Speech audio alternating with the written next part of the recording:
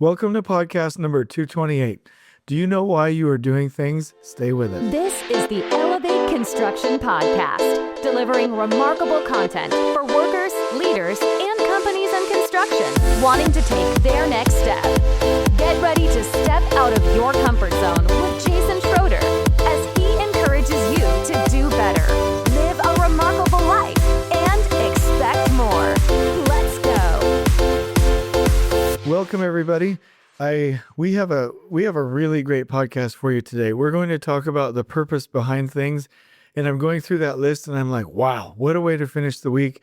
I'm a little bit late this morning with the podcast because of travel. However, the podcast topic is absolutely over the top.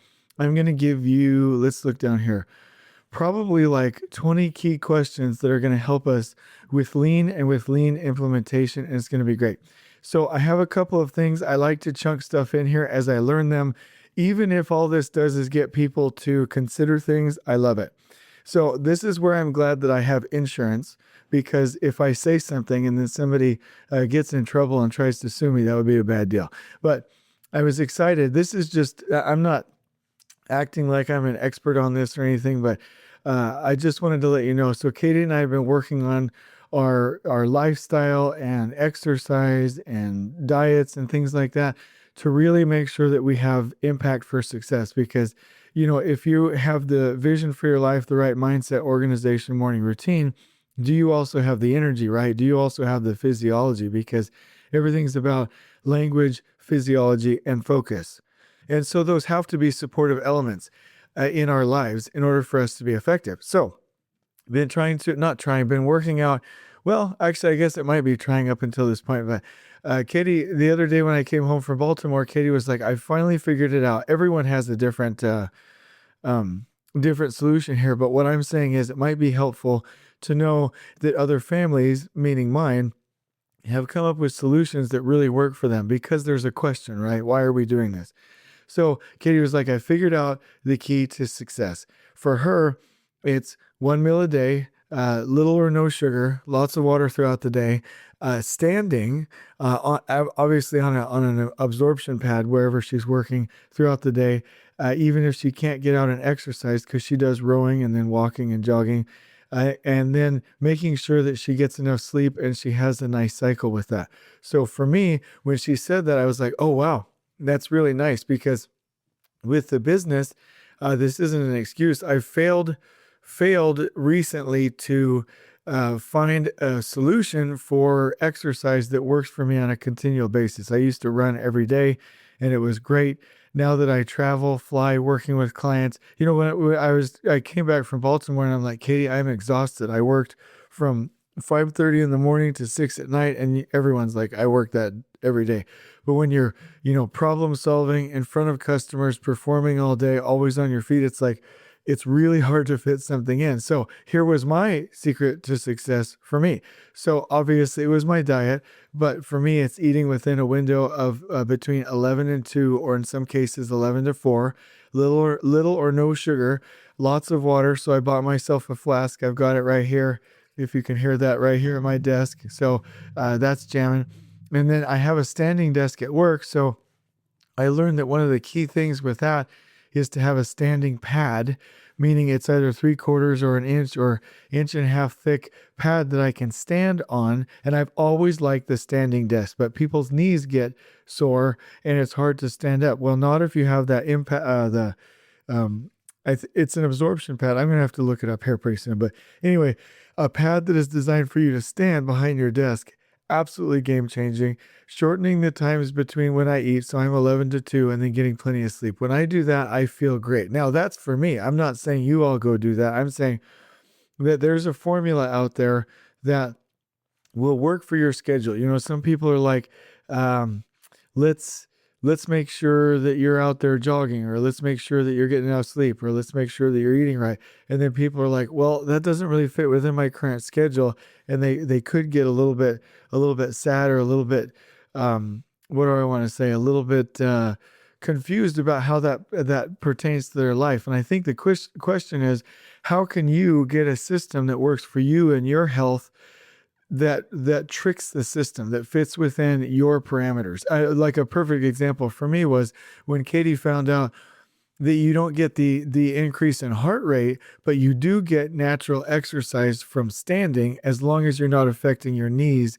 And by being there, meaning that you have to have that absorption pad, because we're not designed to sit down. Now, if you're a superintendent out in the field engineer out in the field a lot, and you're out there a lot and you need a time to sit down, like, hey, I totally get it. I'm just saying that this is what worked for me. As soon as Katie mentioned that standing is a form of exercise, as long as I then get my 5, 10, 15 minutes of accelerated heart rate in my day to work out my heart, then that's tricking the system. Like, that works for me. That kills 2 birds with 1 stone. Or if you're Chuck Norris, kills 2 stones with 1 bird. So come on, that was a lot funnier than you're giving me credit. Okay. Anyway, so we have a great podcast for you today. I wanted to give you that. The other thing is from yesterday, making your office environment happy. I hope you've already made a list and you're headed in that direction. I'm really proud of if you are. If you're not, if you don't have a list, if you haven't talked to your team this morning about how you're going to improve the office trailer, why not? Like, why suffer? Here's something that Katie told me that I believe is true. She read a book about productivity and personal organization and home care, whatever you call that. But anyway, organizing a home. And this person that she was learning from said, everything in your house is talking to you, sending you a message. What is that message? The pile of clothes is sending the message, you're lazy, you're not good enough. The dishes is, you live in a disgusting environment. But if you have a nice made bed, the message is, you're doing a good job, you're going to have a good day. If you have a nice clean countertop, it's your life is less stressful. If you have candles going, it's, you should enjoy yourself. If the bathroom's clean, it's, this is safe. Everything in your job, everything in your trailer, everything in your home is sending you messages. So let's be happy. And then I went back and looked at the Scrum training that Felipe Engineer gave me from Scrum Inc. Fantastic, fantastic, fantastic training. In fact, 2 or 3 people have texted me saying they've already signed up again. I'm very happy about that. But there were some studies done about happiness and performance. And it says here, let me read it. People are naturally motivated by intrinsic factors as well as extrinsic ones. So intrinsic are purpose, mastery, autonomy. Extrinsic are things like money, power, status. You can motivate a team by intrinsic motivations. So this isn't just warm and fuzzy. Happier people do better work and are more effective. Doctors in a positive mood show 3 times the intelligence and creativity and diagnose 19% faster. Optimistic salespeople outsell pessimistic ones by 56%. Happier managers improve customer satisfaction by 42%. Retail stores with higher employee life satisfaction generate $21 more in earnings. What is that per sales force per sale? Sorry, $21 more in earnings per sale. And so this is from the Gallup Institute, I think. But anyway, they do studies. And so if we can make our people happier, but help them to be, if we can have better spaces, better jobs, cleaner restrooms, better trailers, we are going to have more productive people. So there you go. And it's difficult sometimes. So let's go ahead and do a couple of things. I've got 2 more things before we get into the podcast. What am I excited about in life? I'm excited about the concept of being authentically who we are. So I happen to have been called as a church leader with or supporting the church unit where I am right now. And I have been very just transparent about everything. I'm like, hey, sometimes I have difficulty with my language. Sometimes, I get angry. Sometimes I'm not very kind to my kids and I have to repent. I'm just going to be me everywhere I go. And I had this thought when giving a message to Effie that I want to share with you today. And so I have decided in life to be the same person wherever I go. If I'm imperfect, somebody's going to tell me, I'm going to fix it. I'm going to head in a different direction. And I really appreciate that concept. So I figured it would be neat if I shared with you the note that I sent my daughter, a little bit, a little bit open, being vulnerable here, but here's what I said. Effie, I love you. So proud of you. Okay, so here's the context. I do send notes like these all the time, but also she's had some people be very, very mean to her lately in some of the organizations that she's been volunteering at, and it's been hard for her. And one day she was crying quite a bit because of just people being mean, and she didn't deserve any of it. I'm not saying that because she's my daughter. I'm saying if you look at the situation, it's pretty ridiculous. Meaning somebody asked her to do something and then got mad when she did it. So I said, Effie, I love you. So proud of you. You're all that you should be. Mature, smart, tolerant, emotional, open, forgiving, grumpy, wise, spiritual, righteous, supportive, and best of all, super supportive. And I said that twice, but if you know her, you know she's supportive. You are one of my favorite persons on earth. I look up to you. You're one of my heroes, and I love you. I really just can't believe you're such a neat person. That is not insincere praise or emotional manipulation. Go ahead and be grumpy, fail a little, make mistakes, and I will still feel the same way. You are special. Please just keep being you. I hope every time I talk, I give you license to just be more of you. As your dad, and a church leader, a business owner, a father, and a husband, I still struggle myself with emotions, being harsh, cussing sometimes, although I'm really good right now. And I've always just been me. And I am pretty awesome. And I hope that shows you that you can be awesome too with some faults. Please don't ever feel you need to hide your quirks and put on a fake exterior. That is called suffering. You need to take joy every day in the fact that you are awesome with your imperfections. In fact, that is called a diamond. It's not a true diamond without the imperfections.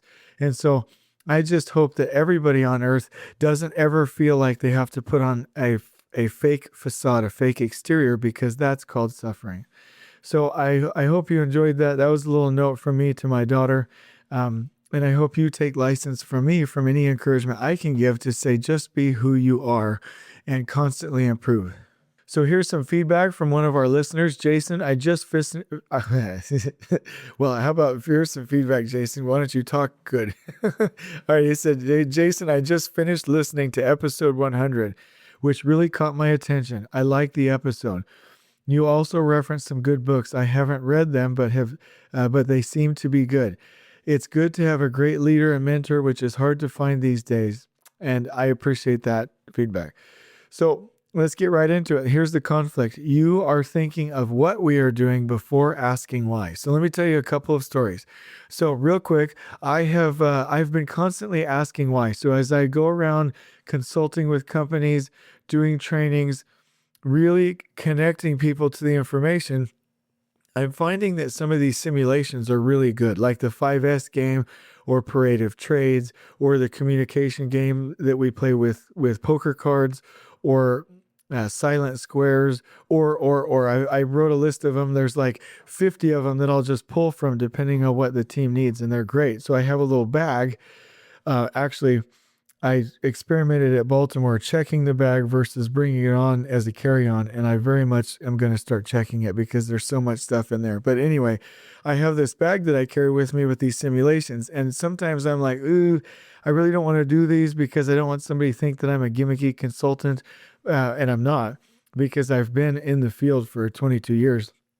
But I don't like that impression, right? But I'm finding that if you can teach people why and have them experience it, it sinks in deeper. You know, what is the principle? What is the theory here? So I've been doing that. And as I do that, I start to ask questions myself and figure out the why and get new insights. And so one little thing, the definition of lean, I've constantly been reflecting on this. Here is my current definition of lean: respect for people and resources, stable environments that bring roadblocks to the surface, total participation with a united team, and then continuous improvement of the system. And so I'm constantly learning why. I'm not just taking that, that's why I'm creating my own definition for lean, because I'm not just going to take what somebody said and go implement it. I'm going to ask why. Be a little bit productively paranoid, do things only for the right reasons, right? And that's what leads into our podcast topic today. Do we know why we're doing things? I've told you a couple of times there was a scheduler that was always trying to force BIM 360 plan down my throat and tell me I had to use it for everything. Basement, use BIM 360 plan. Interiors, BIM 360 plan. Exterior, design, everything, BIM 360 plan. I'm like, that doesn't work. We had a superintendent on the job that was doing concrete that used an Excel schedule, nothing wrong with that. If that's what works. And he in the morning would bring up a OneNote, and then on the other side, bring up Bluebeam maps and communicate with the foreman. I would prefer to have it in the afternoon, but he wanted it in the morning. And we could communicate that plan, but he was doing a great job. So the question was, are you getting total participation from your foreman with the schedule and obtaining production control? And the answer was yes. But this scheduler and this lean practitioner was like, no. You have to use BIM 360 plan. And I was like, well, you go tell him to do that, because I'm supporting the way he learns, interacts, and the way the foreman want to do it. And that's his functional area. He's the assistant superintendent over that area. I'm not going to go force that person to do that. And that person would just get after me over and over and over. And I'm like, oh my gosh, like we just keep going over this. And I just feel like I know. And that's why for contract inclusions, I always include in trade partners contracts that they need to have a foreman by functional area, because the or the assistant superintendent or area superintendent over that area should be able to work with their individual foreman over their functional area in the huddle systems according to the scheduling system that they need 100%. And so recently I was out with a fantastic customer group, people team, and a team leader. And we set up this interaction area for the last planner system that I modified with them. And we had an afternoon foreman huddle, and we custom tailored all the systems. And the first day I usually come out half a day, people get nervous because they and I are figuring it out. But I will always take that time to really assess the situation and to tailor the product to the need of the customer, right? So first 6 hours are a little bit chaotic. I might change that if I get feedback that it's still too hard. Maybe I'll give them a baseline, but I always, the first time I go to a project, custom tailor it to that project. So we were out there with the boards, and we got into a mode where the senior superintendent was figuring out, how do I want these things organized? And he was leading with the question, what do I want? What is the flow? What am I attempting to communicate to these foremen? And so we were moving boards left and right and changing. No, let's switch to dry erase marker. No, let's switch to stickies. And it was really, really, really working well. It was really, really working well because he was asking why. And so again, ask why first. Why are you doing some things? So I have some questions here getting into the principle of this podcast that we can ask to really get you to ask, why are we doing things? And so let me take you through this. This is probably going to be some of the best content you've heard all month. This is great stuff. So what is the purpose? Why do we have a scheduling system? What is the purpose of our scheduling system? Or let me just say, what is the question behind, what is the why behind the scheduling system that you have on your site? Can your project team visualize time and space together? What is the purpose of your lean systems? Does it encourage stability and total participation? Why do we implement certain people practices on site? Do those systems respect people and resources? What kind of schedule? What's the why behind your plan and schedule? Does it create flow? Why do we remove roadblocks? The question is, are we clearing the path? Why do we have a site logistics plan? The question is, are we maintaining open and effective supply chains? Why do we track procurement? The question is, are we getting materials here on time, just in time, according to the right inventory buffers? What is the purpose behind quality? Do all workers on the crew know what is expected for quality? And are they incentivized to do it? Safety. Will everyone go home safely at the end of the day if I do this? For the trailer, the office space, will this space encourage us to be a team? Commissioning. Will my plan for commissioning show the complexity of the system in a visual way for everyone to follow? The team meeting. Is the team getting better every week because of this meeting? The planning and procurement meeting. Are we seeing into the future? The trade partner weekly tactical. Are the foremen planning next week effectively? The afternoon foreman huddle. Is the next day planned successfully? The morning worker huddle. Do all workers feel connected to us and bought in? The crew preparation huddle. Are foremen investing in and training their people? Material deliveries. Are deliveries scheduled to get to the crews as scheduled? Cleanliness. Can everyone interact in an environment where they can see everything they need to see? Organization. Are things placed in a way that they do not slow others down by being in the way or slow us down by causing our people to engage in treasure hunts? And are we allowing others to solve their own problems? Here's another little story. That same senior superintendent that I was talking about, who's doing a fantastic job, he was telling me that one time there was a trade partner that wasn't performing, and he was like, I'm going to do this. I'm going to send their people home. I'm going to do this. I'm going to schedule this. And he asked his general superintendent, hey, I'm failing with this. What's your advice? And the general superintendent wisely said, well, have you asked them to solve their own problem? And so I love that. So have we given the team the right questions? So if I'm an ops person, and I have for a lot of years, gone to a project and then seen a system that's broken down, and I'm like, hey, you should really do ... When I really should have asked the question, like let's say it was for site logistics, are we maintaining supply chains? And then they would look at the system. Oh, okay. Well, no, because we're not scheduling the deliveries every day. We're not visually showing that on our map. So no, this is what we can do. Are they solving their own problems? And so I really enjoy that. I really think that's where we need to head. So let's talk about, actually the current condition is we don't know the reasons that we do things. And so let's go back to that list for a couple of things. And let me tell you about some current conditions. And let me point to the fact that it's probably because we don't know why, right? We don't know why. So when jobs don't do cleanliness, it's because they're only focused on the cleanliness. They haven't asked the question, can everyone interact in an environment where they can see everything they need to see for safety, for quality, for production, for morale? For material deliveries, why do we typically, or for logistics, why do people not use the site logistics plan? They just make it one time and never come back to it because they haven't asked the questions. Are deliveries scheduled to get to crews as scheduled? Right? For the site logistics, are we maintaining supply chains? For the trailer, this is why we have crappy trailers a lot. We don't ask the question, will this encourage us to be a team?